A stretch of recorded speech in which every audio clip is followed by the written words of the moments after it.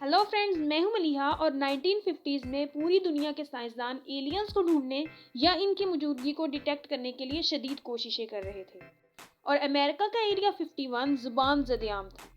तो इन्हीं दिनों ये कॉन्सेप्ट भी काफ़ी आम था कि एलियंस हमसे कहीं ज़्यादा तरक्की याफ्ता और टेक्नोलॉजी में हमसे कहीं गुना आगे हो सकते हैं। तो अगर हमें कभी इन एलियंस का सामना करना पड़ गया तो हमें कैसे अंदाज़ा होगा कि हमारे सामने खड़ा जानदार हमारे लिए कितना ख़तरनाक हो सकता है। इसी चीज़ को डिटेक्ट करने के लिए इस ज़माने में कार्ल सागन ने एक स्केल बनाया जिसमें ए से लेकर जी तक एलियन सिविलाइजेशन को मार्क किया गया कि वो किस हद तक इंफॉर्मेशन को स्टोर कर सकते हैं या इनके पास किस हद तक डेटा है। 1970s में जब उन्होंने अपनी किताब लिखी तो इस वक्त हमारी पोजीशन लेटर एच पर थी और अभी हम लेटर पी पर हैं।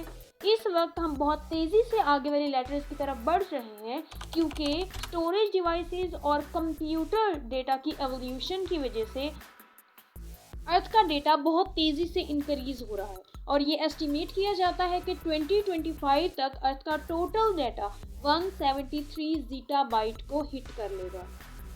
मगर इस स्केल के साथ एक मसला ये है कि हमें इस बात का अंदाज़ा नहीं है कि हम कौन सा डेटा काउंट करें और कौन सा नहीं। मसलन अगर एक किताब की 10 लाख कॉपीज़ बनती हैं तो इनमें लिखा एक वर्ड एक कंसीडर होगा या फिर 10 लाख, या कोई वायरल मीम हज़ारों दफ़ा शेयर होती है तो वो मीम एक दफ़ा कंसीडर होगी या हज़ारों दफ़ा। इसके बाद एक दूसरा स्केल जॉन बैरो ने तरतीब दिया जिसमें सिविलाइजेशंस को इस बुनियाद पर लेवल में तकसीम किया गया था कि वो कितने छोटे अजसाम को मैनिपुलेट कर सकते हैं। जैसे टाइप 1 माइनस सोसाइटी एक बड़े स्केल के ऑब्जेक्ट को कंट्रोल कर सकती है, जैसे मटेरियल्स को तोड़ना, जोड़ना और उन्हें मिक्स करके मुफीद अशिया बनाना। 1900s तक इंसानी तारीख कुछ ऐसी ही है। टाइप 2 माइनस सोसाइटी ऐसी सोसाइटी होती है जो जेनेटिक इंजीनियरिंग और ऑर्गेन ट्रांसप्लांट जैसी टेक्निक की माहिर होती है, जिसकी वजह से वो मॉलिक्यूल्स और प्रोसेस ऑफ लाइफ की मास्टर होती है। इसी तरह से टाइप 3 माइनस सोसाइटी जो मॉलिक्यूल्स को अपनी मर्जी से बना सकती है और अपनी मर्जी के मटेरियल्स तैयार कर सकती है, जैसे तकरीबन हमारा आज का लेवल है। टाइप 4 माइनस नैनो टेक्नोलॉजी में मास्टर होती है और वो आर्टिफिशियल लाइफ को क्रिएट कर सकती है और ये दोनों स्किल्स शायद इस सदी के दौरान हासिल कर लिए जाएं क्योंकि नैनो टेक्नोलॉजी पर बहुत ज़्यादा काम हो रहा है। मगर इसकी हाईएस्ट स्टेज की बात की जाए तो ऐसी सोसाइटी जो टाइप ओमेगा माइनस तक पहुंच गई हो तो वो इलेक्ट्रॉन्स, प्रोटॉन्स, क्वार्क्स तक को कंट्रोल करके इस काबिल हो चुकी होगी कि वो अपनी मर्जी के एलिमेंट्स, एक मटेरियल को दूसरे मटेरियल में तब्दील करने के साथ साथ किसी भी लम्हे टाइम और स्पेस फैब्रिक को भी चेंज कर पाएगी। मगर इस स्केल के साथ भी एक मसला है कि हमें ये समझ नहीं आती कि हम किस लेवल पर फॉलो करते हैं। मसलन जेनेटिक इंजीनियरिंग और ऑर्गन ट्रांसप्लांट पर महारत हासिल करके हमने टाइप 3 के लिए तो क्वालिफाई कर ही लिया है, मगर क्या फिशन और फ्यूजन रिएक्शन की बेसिस पर हम टाइप 5 माइनस के लिए क्वालिफाई करते हैं? क्योंकि टाइप 5 माइनस की सिविलाइजेशन भी मटेरियल को चेंज करने की सलाहियत रखती है, मगर हम न्यूक्लियस को मैनिपुलेट नहीं कर सकते। इसके अलावा भी हम अपने से 400 साल बाद की टेक्नोलॉजी को प्रिडिक्ट नहीं कर सकते। तो इन सब एडवांसमेंट्स का जवाब है the Kardashev scale. Russian astrophysicist Nikolai Kardashev ने इन स्केल्स में से टेक या डेटा की बजाय एनर्जी कंजप्शन को बुनियाद बनाया, क्योंकि जितना ज़्यादा डेटा होगा और जितनी ज़्यादा टेक्नोलॉजी होगी कोई भी सिविलाइजेशन इतनी ज़्यादा ही एनर्जी कंज्यूम करती होगी। इसी हिसाब से कार्डाशेव ने पहले सिर्फ 3 सिविलाइजेशन ही प्रिडिक्ट की, जिनमें टाइप 1, टाइप 2 और टाइप 3 शामिल हैं। इस स्केल के मुताबिक कोई भी सिविलाइजेशन जो टाइप 1 पर होगी वो अपने होस्ट स्टार से आने वाली सारी की सारी एनर्जी को कंज्यूम करती है।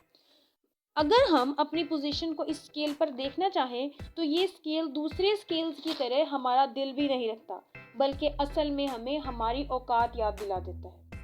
दरअसल एक टाइप 1 सिविलाइजेशन अपने प्लैनेट पर पड़ने वाली सारी एनर्जी को कंज्यूम करती है, मगर हम एनर्जी का 75% ही यूज़ करते हैं।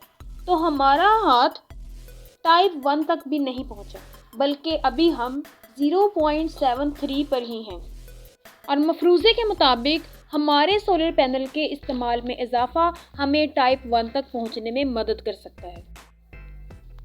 मसलन अगर हमारा सामना किसी टाइप 1 सिविलाइजेशन से हो जाए तो मिचियो काको के मुताबिक वो इस काबिल होगी कि 10⁻17 वाट एनर्जी कंज्यूम करे और इस एनर्जी की नीड्स को वो फ्यूजन रिएक्शन से पूरा करेगी, जबकि तमाम की तमाम एनर्जी जिसमें सोलर एनर्जी, वाइंड एनर्जी और इन सब किस्म की एनर्जी को निचोड़ लेगी और इस काबिल होगी कि अपने प्लेनेट के सारे मौसम, ज़लज़ले और आतिश फिशाओं को कंट्रोल कर ले। इस काबिल होगी कि किसी भी किस्म की आफत से पहले ही इस आफत की वजह को ख़त्म कर दे या अपने दुश्मन को ख़त्म करने के लिए आफत को क्रिएट कर दे। और इस लेवल तक पहुंचने के लिए हमें अपनी एनर्जी को 10 लाख गुना तक बढ़ाना पड़ेगा। अब देखने में ये काफ़ी खौफनाक सा लग रहा है, लेकिन अभी बात है सिर्फ टाइप 1 की। इसके बाद आती है टाइप 2 सिविलाइजेशन। ये सिविलाइजेशन इतनी तरक्की कर चुकी होगी कि इसकी तमाम टेक्नोलॉजिकल नीड को पूरा करने के लिए अब सिर्फ इसके होम प्लेनेट की एनर्जी काफ़ी नहीं होगी और इसे पूरा करने के लिए वो दूसरे सितारों का रुख करेगा और डायसन स्फीयर बनाकर इन सितारों की एनर्जी को बिल्कुल निचोड़ लेगा। अब डायसन स्फीयर क्या होता है? डायसन स्फीयर का आइडिया 1960 में British American physicist Freeman Dyson ने सजेस्ट किया। इनके मुताबिक ये कोई बहुत बड़ा स्फीयर होगा जो एक स्टार के गिर्द बनाया जाएगा और यह सोलर पैनल या फिर किसी और मैकेनिज्म को इस्तेमाल करके स्टार्स की पूरी एनर्जी को निचोड़ लेगा और इसे इलेक्ट्रिसिटी के फॉर्म में टाइप 2 सिविलाइजेशन तक ट्रांसफ़र कर देगा। इस सिविलाइजेशन की टेक्नोलॉजी इतनी तरक्की कर चुकी होगी कि वो पूरे सोलर सिस्टम बल्कि पूरी गैलेक्सी पर इसका राज होगा। यानी सिविलाइजेशन स्पेस ट्रैवलिंग में इतनी आगे जा चुकी होगी कि वो करीब नज़र आते किसी भी सितारे के गिर्द डायसन स्फीयर बनाएगी और डायसन स्फीयर इन सारी एनर्जी को निचोड़कर टाइप 2 सिविलाइजेशन तक ट्रांसफ़र कर देगा। इस तरक्की का एक बुरा इम्पैक्ट भी होगा। टाइप 2 सिविलाइजेशन की आर्टिफिशियल इंटेलिजेंस इतनी तरक्की कर चुकी होगी कि हर काम करने के लिए रोबोट्स दस्तयाब होंगे और इसका नतीजा निकलेगा द मैस अनएम्प्लॉयमेंट। तो अगर हमें कभी टाइप 2 सिविलाइजेशन बने तो हमारे पास एक ही ऑप्शन होगा, वो है खुद को चेंज करना। इलॉन मस्क ने न्यूरोलिंक के ज़रिए इंसानी दिमाग और आर्टिफिशियल इंटेलिजेंस को जोड़ने की एक बुनियाद तो रख ही चुके हैं, तो टाइप 2 तक पहुंचते पहुंचते नई इंसान इस काबिल हो चुकी होगी कि वो रोबोट्स और इंसान का कुछ कॉम्बो बन चुकी होगी। मतलब वो सिविलाइजेशन इतनी परफेक्ट हो चुकी होगी कि कुछ भी करना उनके लिए चुटकी बजाने जैसा होगा।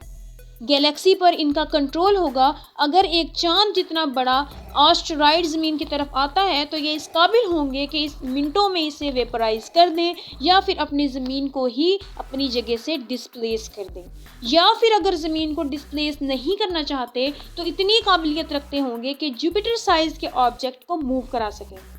यानी ये इस हद तक काबिलियत रखते होंगे कि पूरी गैलेक्सी पर इनका राज होगा। मगर इससे आगे होगी एक टाइप 3 सिविलाइजेशन और यहाँ जाते ही ये फ़र्क करना मुश्किल होगा कि कौन इंसान है और कौन रोबोट। उस वक्त तक ये इस काबिल हो गया होगा कि स्पीड ऑफ लाइट से तेज़ी से मूव कर सके।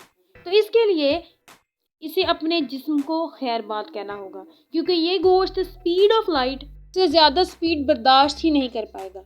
तो एक ऐसी सिविलाइजेशन वजूद में आएगी जो अरबों साल की बायोलॉजिकल और मैकेनिकल एवोल्यूशन से आज की इंसानी नस्ल से करोड़ गुना ज़्यादा बेहतर होगी और वो टाइम ट्रैवल, टेलीपोर्टेशन कर सकेगी और टाइम को रोकने की सलाहियत रखती होगी।